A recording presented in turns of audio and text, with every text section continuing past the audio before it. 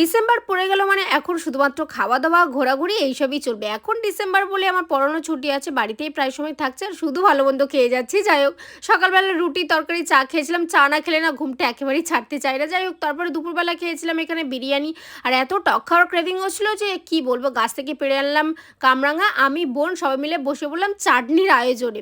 তো এখানে কামরাঙাটা আমি কেটে নিলাম, বিট লবণ লঙ্কা সব কিছু অ্যাড করলাম, আর সাথে অল্প করে লেবু দিয়েছিলাম। কামরাঙা এমনিই তো টক, আর অল্প করে লেবু দিয়েছিলাম।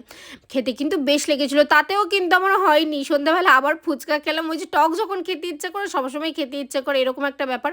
সাথে সিঙ্গাড়া ছিল, আর রাত্রের জন্য মা এখানে বানিয়েছিল পরোটা, মাংসের তরকারি আর ঘুগনি। আর হ্যাঁ, সাথে কিন্তু ছিল মিষ্টি, মোয়া ছিল, তারপরে মিষ্টি ছিল দু রকমের। যাই হোক, খেতে কিন্তু দুর্দান্ত লেগেছিলো। এখন ছুটির সময় ভালো মন্দ শুধু খেয়ে যাচ্ছি। তো তোমাদের ভিডিওটা কেমন লাগলো অবশ্যই কিন্তু আমাকে কমেন্টে জানাতে ভুলো না। আজকের মতো আসি, টাটা।